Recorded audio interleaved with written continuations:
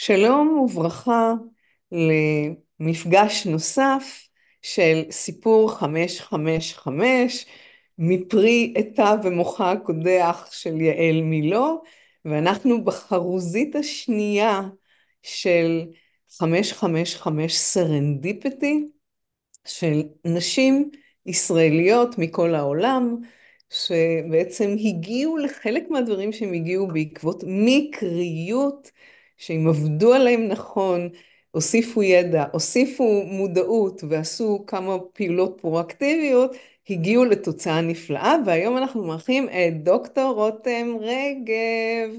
היא פסיכולוגית קלינית בכירה, היא מתגוררת בוונקובר בקנדה, היא מומחית בעיקר במערכות יחסים, זהות וטראומה.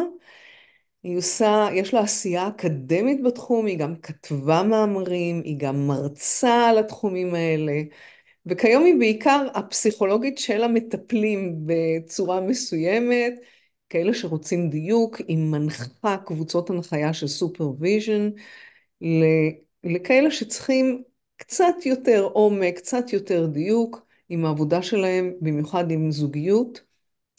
אז את רותם אני מכירה בגלל אירוע מקרי, שאולי תכף נספר עליו, מקריות שהפכה להיות בזה שהיא הגיעה לקורס של יקום מקביל, ואנחנו ניקח היום אולי ניקח אפילו איך הגעת ליקום מקביל, כדי שנתחיל לתאר את המסע של איך אירוע מקרי יכול להיות כל כך משמעותי, ויש לך סיפור כזה מדהים על ההתמחות שלך בתוך התחום של הפסיכולוגיה. אז שלום רותם. שלום, שלום, שלום, שלום, ואיזה כיף להיות פה. תודה רבה רבה על ההזמנה. אני מאוד מאוד מודה על ההזמנה, ונורא כיף לי, ואני מתרגשת להיות איתכם פה. אז רותם, בואי נתחיל בסיפור מקרי שקרה, ולפעמים אנחנו מקבלים רמזים ואנחנו מתעלמים מהם, ולפעמים אנחנו מקבלים רמזים ולא מתעלמים מהם. אז לך היו כמה לגמרי. מקרים.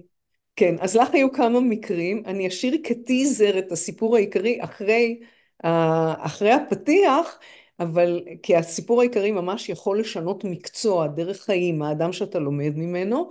אבל בואי נתחיל סתם עם יקום מקביל, כדי לתרגל את העניין הזה יש לך ידע, יש לך מודעות, יש לך מקריות, אתה חייב לעשות פעולה.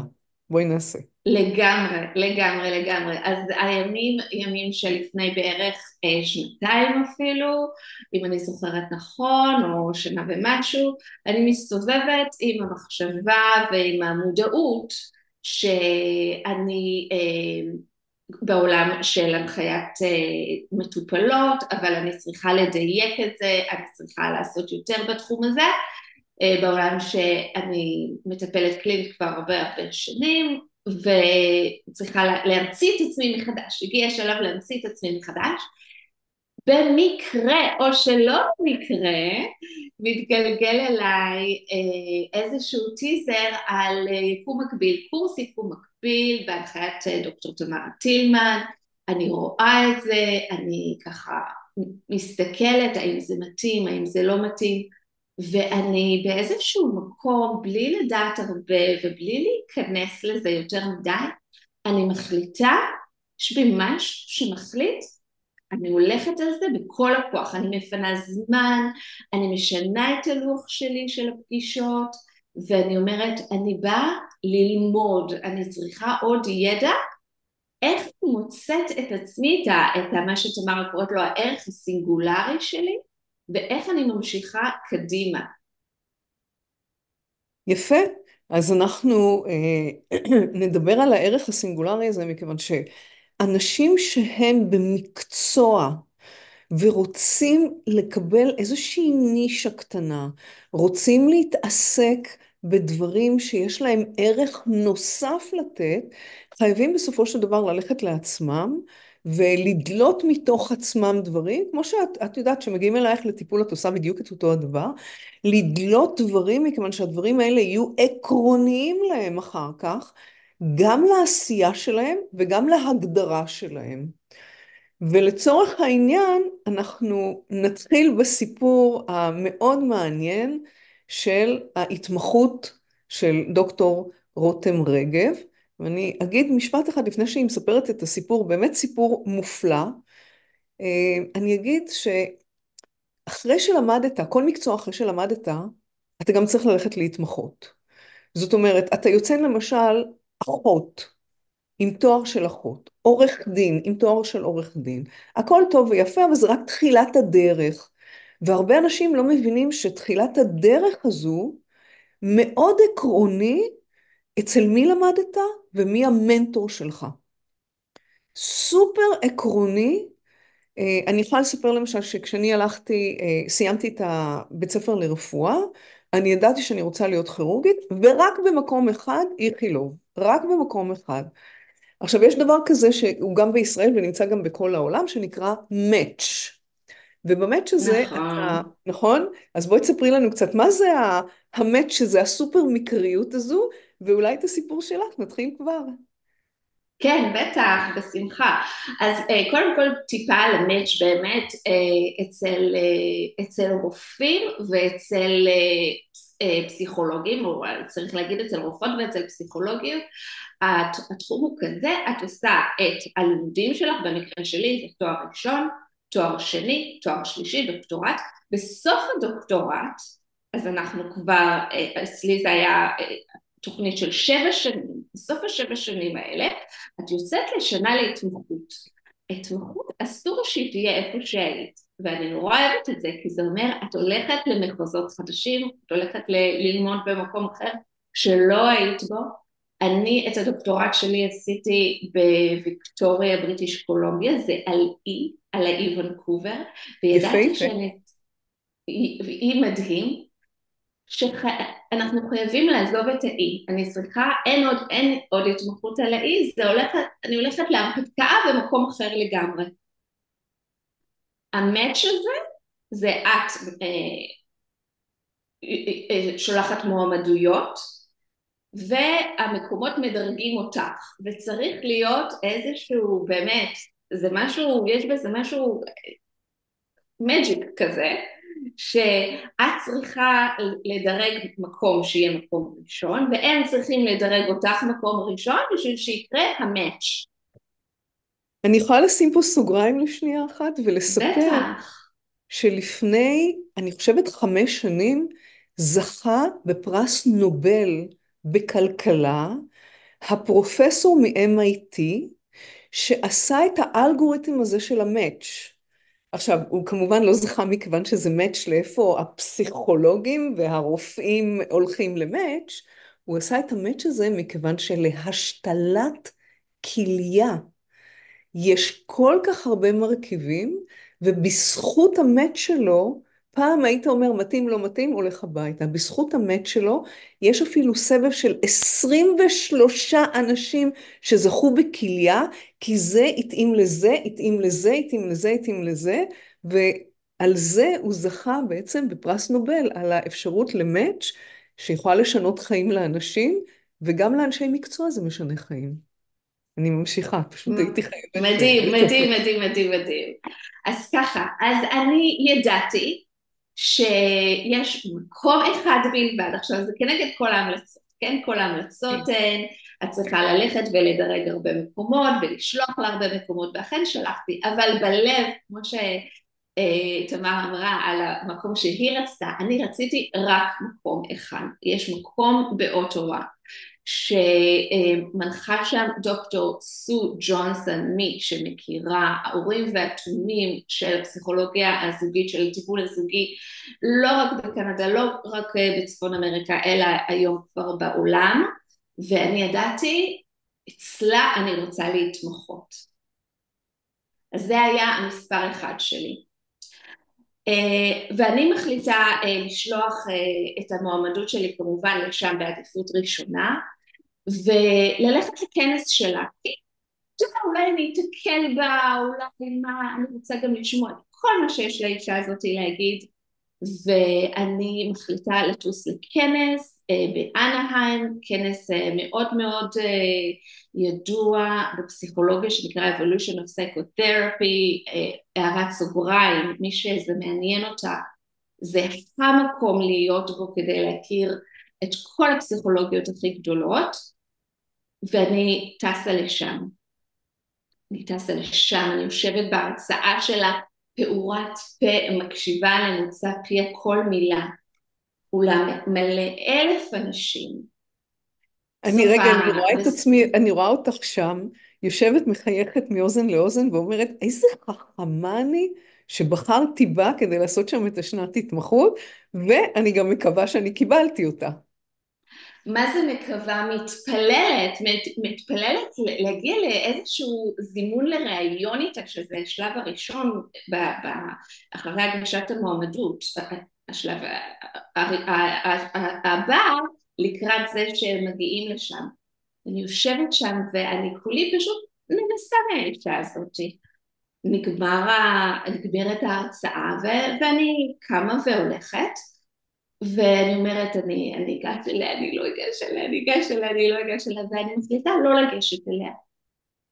יש שם המון המון אנשים שנמצאים ורוצים שהיא תחתום להם על ספרים שהם הביאו, ועשיתי ספרים במזוודה, ספרים של אצלי על המדף, אבל לא הבאתי אותם במזוודה, ואני יוצאת מהאולם. הימים הם הימים הראשונים של הטלפונים הסלולרי, שאת יכולה לקרוא את האימייל שלך בתוך הטלפון. אני יוצאת ואני קוראת אימייל, והאימייל אומר, רותם רגב, את מוזמנת לראיון באוניברסיטי אוף אוטווה להתמחות שלך, ואני כמעט נופלת מרגש, מהרגליים באותו מרגש. רגע. אני כמעט נופלת מהרגליים ואני חוזרת לאולם. אני חוזרת לאולם ואני נעמדת בתור לדבר עם סו ג'ונסון.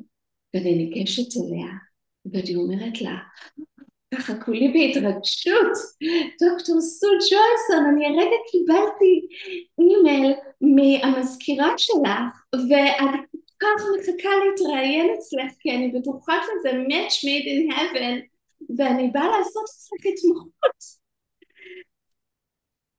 מתרוממת באוויר מרוב התרגשות, והיא מסתכלת עליי, ואני מצפה לאיזושהי סינכרוניזציה בינינו בהתרגשות, והיא אומרת לי, אני נורא נורא מצטערת, אני לא יודעת איך לא אמרו לך, אבל אני כבר לא עובדת באוניברסיטי אוף אוטווה, אני לפני כמה חודשים ביטלתי כל התקשרות איתם. נחיתה קשה על הבטון של הרצפה. וואו. אני לא יכולה לתאר לך, תמרה, מה עובר בגוף, בראש, ברגעים האלה.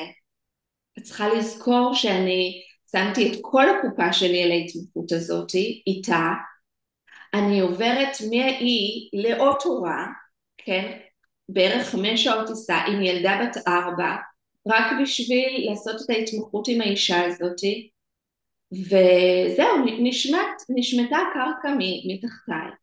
וואו. והיא כנראה, היא רואה את זה על הפנים שלי, היא רואה את זה על הפנים שלי, שאני חיוורת כמו סיד, ואני רועדת כולי, והיא אומרת לי, רגע, שנייה, בואי, תני לכל האנשים האלה, ותעמדי רגע בצד, תשתי כוס מים. ומה שקרה, זה שבאותו רגע, האישה הזאת, שהיא באמת חוקרת מופלאה, ותיאורטיקנית מושלמת, ומרצה בכל העולם, היא פשוט החליטה, שהיא לוקחת אותי תחת חסותה, ואני לימים הגעתי לאוטווה, ולא רק שהגעתי לאוטווה, לאוניברסיטה הזו, היא כבר לא עבדה כאן, זה נכון, אבל היא דיברה אותם, והיא משכה אותי אליה, לעבוד במכון שלה, הבינלאומי, ויצא שלא רק שאני עשיתי את ההתמחות שלי באוניברסיטה, אלא בעיקר שאני התמחיתי במכון שלה, תחת הסופרוויז'ן שלה, כמו אימא כזאתי, שהייתה לי ודאגה לי ההנחיה הכי טובה שיכולתי בכלל לחלום ולבקש. אני הייתי בכל ההרצאות ובכל ההנחיות שהיא נתנה באותה שנה, ועשיתי מסלול שעד אז אף סטודנטית לא עשתה, ממתמחה, עשיתי את כל ההכשרה, שזה הכשרה של כמה שנים, תחת הסופרוויז'ן שלה, ובתום ההתמחות הזאת אני יצאתי עם הכשרה לתוכנית שלה, סטודנטית יחידה לדעתי בעולם שזה קרה לה. מדהים. אני רוצה קודם כל להגיד יש סוגים שונים של מקריות, ואנחנו לומדים את זה ביקום מקביל, אבל רוטנגן מספרת כאן איזשהו סיפור מאוד מאוד חשוב. בתוך מקריות, לפעמים סינכרוניסיטי, זה מה שקרל יונג דיבר עליו, יכולה לשנות את נכון. הכל. זאת אומרת, אם אותו אימייל היה מתקבל, רק רבע שעה אחרי ההרצאה שלה, עורבא פרח. אם אותו אימייל היה מתקיים, ורותם הייתה בטוחה שהיא נמצאת שם, היא גם לא הייתה עושה שום צעד כדי לנסות לראות איפה היא, מי האישה הזאת. אז יש כאן בסיפור הזה, אם אני יכולה ככה לנתח אותו בקצרה, יש פה הרבה מאוד רמות של מודעות שהאדם חייב לפתח בחייו. אז אנחנו נתחיל מהסיפור עצמו. רותם רוצה התמחות מסוימת, וההתמחות הזאת נמצאת אצל אדם אחד. כמה פעמים בחיים שלנו רצינו ללכת לרופא מסוים, רצינו ללכת להרצאה מסוימת, רצינו ללכת ללמוד אצל מישהו, החליפו את המרצה, כל החוויה השתנתה לחלוטין. קרה לנו בחיים, קרה לי דרך אגב בתור סטודנטית לרפואה בישראל, שהיינו רוטציה של מחלקה פנימית, זה היה בבית חולים השרון, ובמקרה הרופא הכי טוב שהיה שם יצא לשלושה חודשים, הכי מלמד, יצא לשלושה חודשים של התמחות בעצמו, וכל ההתמחות כבר לא הייתה שווה את זה. עכשיו רותם, את לוקחת ומספרת לנו כאן את הסיפור המאוד מעניין. לא רק שעשית את העבודה, לא רק שבחרת, לא רק שעשית ריסרצ', לא רק שהגעת למקום הנכון, לא רק שדאגת שיהיה לך, אגב זה גם פונקציה של ציונים, זה פונקציה של חוות דעת, רותם לא סתם הגיע לקבל את זה במאץ' הראשון, זה מאוד נדיר לקבל במקום הראשון את מה שאתה רוצה, אבל היא גם פרואקטיבית, היא אומרת בואי ניסה לשמוע אותה. עוד לפני כן, אם היא לא הייתה עושה את החלק הפרואקטיבי הזה של להגיע פיזית לשמוע אותה, ולהבין עד כמה האישה הזאת חשובה למקצוע שלה, כל הסיפור הזה לא היה קיים. והיכולת שלך בעצם להכניס כאן עוד, זה לא רק עניין של ידע, זה לא רק עניין של מודעות, זה לא רק עניין של פעולה, יש פה גם אלמנט של פרוקסימיטי. להיות קרוב לצלחת. כשאומרים להיות קרוב לצלחת, זה בדיוק הסיפור הזה שלך. אם לא היית קרובה לצלחת, כל ה... זהו, החיים המקצועיים שלך היו נראים אחרת. להיות לגמרי, קרוב... ויש פה עוד משהו אחד לפי דעתי, ותגידי לי מה את חושבת. אני חושבת שיש עניין של גילוי לב. זאת אומרת, אני הגעתי הגילוי שהוא מוביל לתגלית, וזה משהו שאני לוקחת אותו היום, שכבר שכללתי את כל מה שלמדתי, אני הייתי שם באיזה סוג של מאיץ חלקיקים כזה, ויצאתי משם כזה מומחית בתחום הזה, והיום אני כבר שכללתי, יש עניין של הגילוי לב, שאת באה לשם ואת פורסת את הלב, אי אפשר היה לטעות כשאני הייתי כל כך לבנה בפנים, ומשהו בזה משך אותה אליי. מה זה את חושבת מעניין על מה זה? שאת אומרת, זה מאוד מעניין. אז הייתי אומרת, זה תלוי תחום. זאת אומרת, פסיכולוגית תהיה מאוד רגישה לפסיכולוגית, אני לא בטוחה שכירורג יהיה מאוד רגיש לכירורג. יש פה משהו שהוא באמת פונקציה של תחום, שרק מראה עד כמה אתה צריך להיות אותנטי בתוך התחום שלך. זאת אומרת, אני בטוחה שהרבה מהאנשים מגיעים אלייך, גם מכיוון שיש לך את יודעת, אנחנו תמיד היברידיזציה, כל מי שחי בחו"ל, הוא איזשהו סוג של היברידיזציה. הוא אף פעם לא יהיה קנדי, והוא תמיד גם יהיה ישראלי. נכון מאוד. אז ההיברידיזציה הזאת, של מישהי שיש לה חוצפה, הולכת למרצה ואומרת לה, יש, בדיוק קיבלתי אימייל, זה קסום, להיות אותנטי בתחום זה קסום לחלוטין, במגבלות מסוימות, אבל כן, לבוא, ואני בטוחה, אני בטוחה שהדם ירד לך מהפנים מכל הגוף, ושבאמת מישהו היה צריך להחזיק אותך שלא תתעלפי. כן, לגמרי. יש משמעות לזה, יש משמעות לפרואקטיביות, ומעבר לפרואקטיביות, יש משמעות גם לאדפטציה. זאת אומרת, אני בטוחה שאם האישה הזאת הייתה אומרת לך לא, במקום לא הייתה מעלה על דעתה, היית הולכת הביתה והיית מוצאת את הדרך, את יודעת, דלתות מסתובבות, בסופו של דבר להגיע לשם. פרואקטיביות היא הקלף הכי חזק בלהפוך מקריות לסרנדיפיטי. עכשיו אני אעצור שנייה אחת ואני אגיד שתינו באות מעולם של מדע. זאת אומרת, אם את בדיוק גמרת לכתוב דוקטורט, את יודעת שבמדע יש לנו תזה, אנחנו בוחנים את התזה, אנחנו כותבים עליה, ואחרי זה אנחנו מציגים אותה. יש דרך מסוימת. גם במדע, התזה שאיתה נכנסת, היא לא התזה שבסופו של דבר כתבת, נכון או נכון? בוודאי, בוודאי, זאת בוודאי. אומרת, היכולת לעשות אדפטציה as we go, היא מאוד חשובה בעניין הזה של לקחת מקריות, והיא תגיע בסופו של דבר לסרנדיפיטי. עכשיו אני אגיד יש כאן דברים שלוקחים זמן. זאת אומרת, למשל, אפילו הסיפור הזה של רותם, כדי להגיע לאיפה שהיא צריכה להגיע, היא נמצאת בסוף הדוקטורט שלה, היא יודעת שהיא צריכה שהדוקטורט שלה יהיה מפוצץ, היא יודעת שהדוקטורט הזה צריך להתפרסם, מאמרים מדעיים, היא יודעת שהיא צריכה להיות שווה כדי לקבל את השווה שהיא רוצה. אז היא עושה את החלק שלה כאן במאמץ. המדענים יודעים את השיטה ה-so called הזו.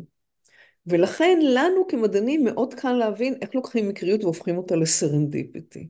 אבל הדבר הזה הוא לא רק שם, הדבר הזה הוא גם ביום יום על דברים רגילים, לא רק מתוך המדע.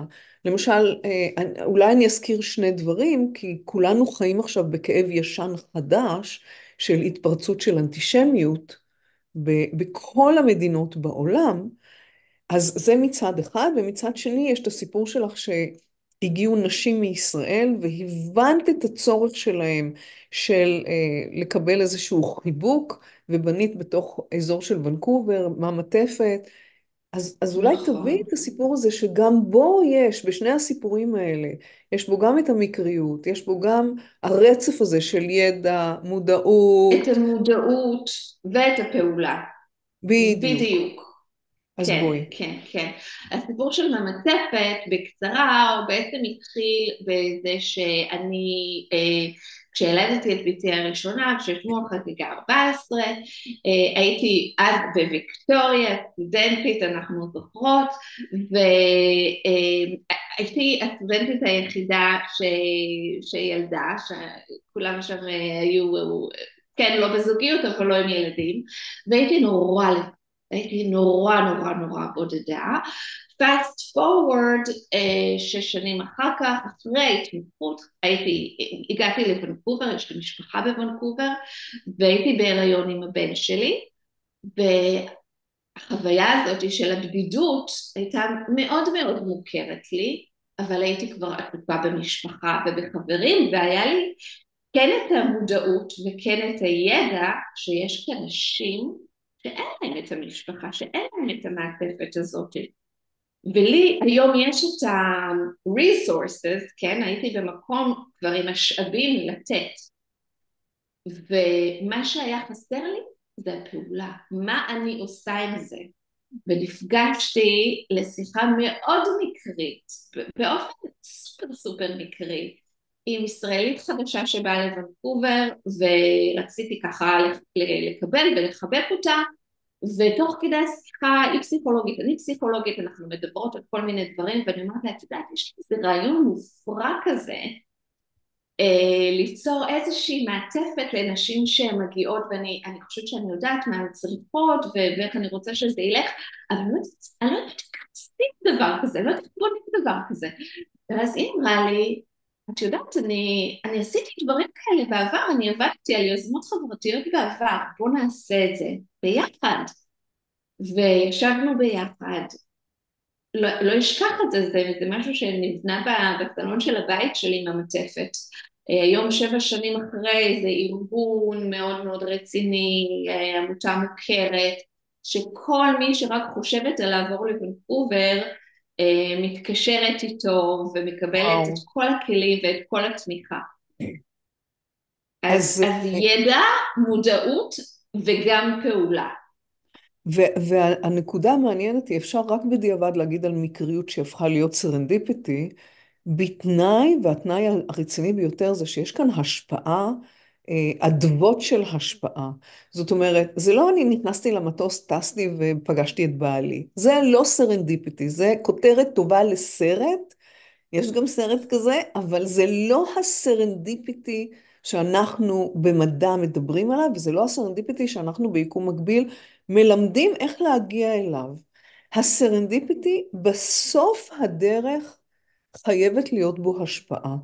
זאת אומרת, השפעה, ישנם אנשים שההשפעה שלהם יהיה פרס נובל, כמו רוט הזה של MIT עם הסיפור של המצ'ינג של הכליות, ויש מישהו שההשפעה שלו תהיה על מאות נשים, אני בטוחה ש-by now זה כבר מאות נשים, שבאו לוונקובר, קיבלו מעטפה של תמיכה, וממשיכות ממשיכות הלאה, והן עושות את העבודה, וזה הן שהן תורמות לנשים אחרות. זאת אומרת, בסרנדיפיטי תמיד, במקריות, תמיד אנחנו רוצים להגיע להשפעה מעל ומעבר למה שהאירוע הקטן הזה היה. סתם ישבתם לכוס קפה ודיברתם, בום, יש היום ארגון שנתן מענה למאות נשים, ומעבר לזה נתן להרבה מאוד נשים, איך אני אקרא לזה, אה, את השקט, את השקט של את אחרי לידה. השקט, וגם לנשים הנותנות, לנשים העוטפות, כמו שאנחנו קוראות לזה, את המשמעות ברילוקיישן. וזה נהדר. משהו שהרבה מאיתנו מכירות, להגיע לרילוקיישן, כל הנושא הזה של זהות, מי שהייתי, זה לא מי שאני היום, הצ'אנל הזה לבוא ולתרום ולתת ולהיות חלק ממשהו יותר גדול. זה נהדר. בעניין הזה אני רוצה להזכיר עוד פעילות אחת של רותם, כדי שלא נצא מכאן בלי להזכיר את זה.